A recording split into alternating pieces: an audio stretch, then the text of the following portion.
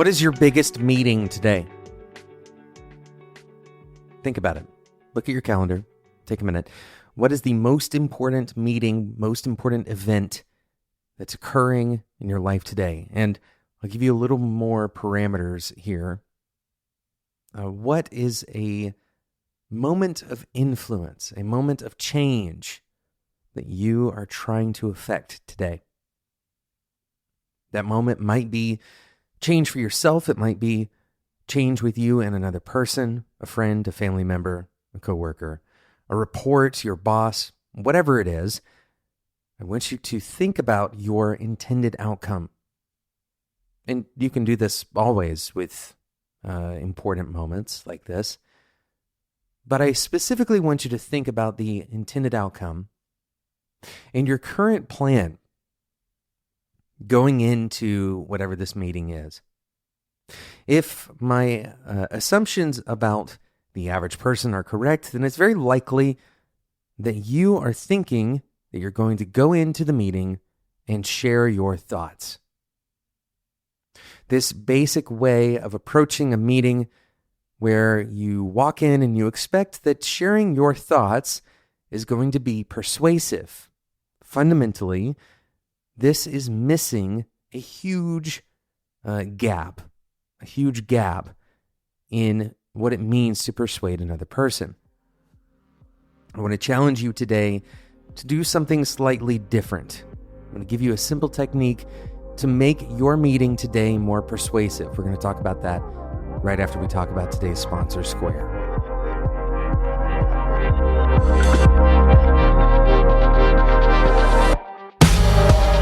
Today's episode is brought to you by Square.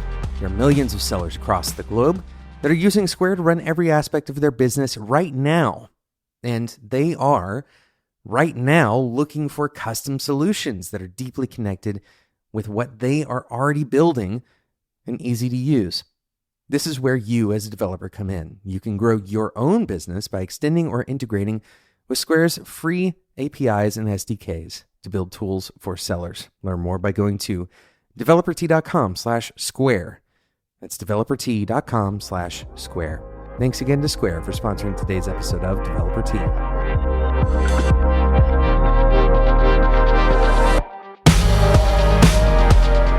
This technique is so simple, and it's going to be a little bit counterintuitive at first. But once you try it, once you see the actual effects, I can almost guarantee that you're going to want to continue doing this in every important meeting that you have. Here's what I want you to do. I want you to think of the key questions that you can ask to get the other person to talk about what you want to talk about. Now, I want to be clear here because people can quickly see when you're trying to use leading questions. Leading questions have obvious answers, or they suggest an answer that you want to hear. They suggest a course of discussion without giving options to the person to actually share what they really think. Instead, I want you to frame these as open questions. Open questions, and more specifically, open, powerful questions. These powerful open questions tend to be questions that are a little bit unexpected on average. It's not always true, but usually it is. Let's say, for example, that you want to talk to your boss about what it will take for you to get a promotion. Now, an example of what you might do by default, you might walk in and say, I've been thinking a lot about my job and about my future, and I think it's probably time that I get a promotion, and I'd really like to figure out how to do that. And really, you're just telling your boss what's on your mind. Now, they may glean from this that they need to provide some kind of information, or that you're kind of trying to ask the question of what's necessary for me to get there.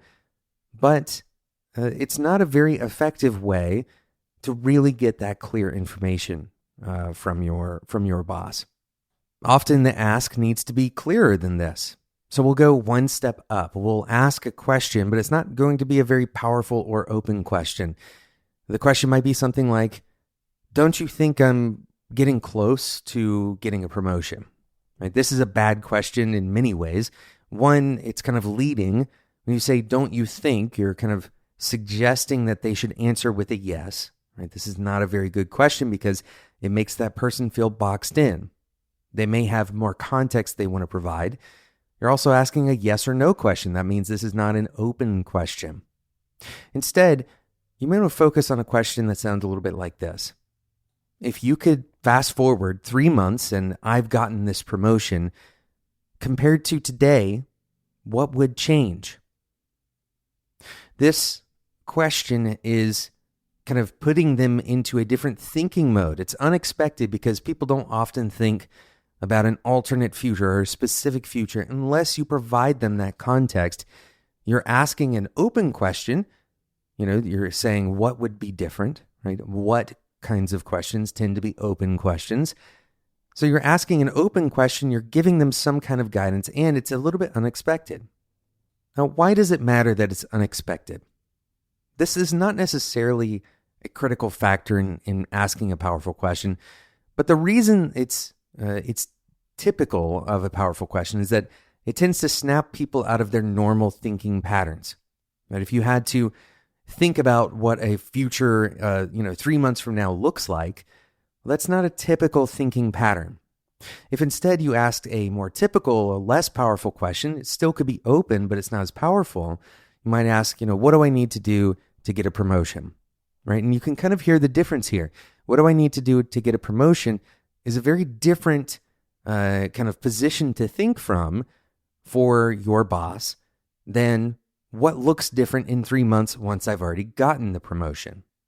At the core, you're trying to get the same information with both questions, but you're framing things in a different way from one question to the next, and that framing matters. So the exercise here is simple. For your most important meeting today, take 5 to 10 minutes and write down 3 powerful open questions. 3 powerful open questions that will get the conversation rolling in the direction that you're hoping it will roll in. I'd encourage you, as much as you possibly can control this, try to start the conversation with one of those questions. Don't do a ton of lead up. Don't try to couch it in a bunch of kind of, I'm not really sure what to say about this, but, and then share your open question. Instead, open with something that's transparent and honest. Say, I have a question that I'd like to ask you, and it might be a little bit different than the average question you get on a day-to-day basis. This kind of prepares the conversation in a way. Now, notice that you're going to have different questions depending on who the audience is. And this is a little bit of a shift from the kind of default way that we would approach communication. If we were just sharing what was on our mind, we might change it slightly depending on who we're talking to, but for the most part, it's going to look pretty much the same from person to person. However, critical questions, open questions like this, are very likely going to change depending on who the audience is because, and here's the critical thing I want you to understand, the reason that they're going to change is because instead of thinking about yourself in this conversation, you're thinking about your audience. This shift will totally change your communication in these critical meetings. You're thinking about your audience, and more importantly, you're thinking about what information do they have? What kind of interest do they have in this discussion? Otherwise, your questions are going to fall flat, and you know that they're going to fall flat if you ask the wrong question to the wrong person. So orienting your most important meeting today around these 3 questions, and you don't have to ask them all. The conversation may evolve naturally towards one or the other. Whatever one feels like it's a good opening question, you can use that. There's no, you're not checking boxes here. The goal is to have you start thinking about asking more questions more regularly. Here's the important thing that I don't want you to miss here. Just because you've written down these 3 questions doesn't mean once you've asked a question or 2 questions or 3 questions that you're done asking questions and now you can start spilling all of your information. Once you ask a question like, what does it look like in 3 months when I have this position? What has changed? They may share some information. You may follow that question up with another question, like, what else? What else has changed? Right? They may share some detail and then kind of turn the hose off, and you're asking, give me more information. Tell me more of what you're thinking. What else is there? Is there more, more information that you haven't shared yet? Or is it something that we can go and get more information on? The goal here is to try to ask as many good questions, not just fluff questions, but truly good questions as you can in your meeting. Thanks so much for listening to today's episode. Thank you again to today's sponsor, Square. If you want to start building tools for millions of sellers worldwide, head over to developert.com/square to get started with their free SDKs and APIs. Thanks so much for listening to this episode. And if you don't want to miss out on future episodes, make sure you subscribe in whatever podcasting app you're currently using. And of course, if you go and join the Developer T Discord community, you will always get updates when new episodes go live right there in one of the channels in our Discord community. Head over to developert.com/discord to get started for free today. And it stays free. It's not just getting started for free.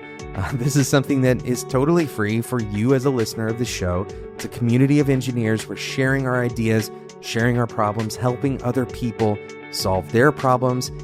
Creating that community has been such a rewarding aspect of doing this podcast. Once again, that's developert.com/discord. Thanks so much for listening, and until next time, enjoy your tea.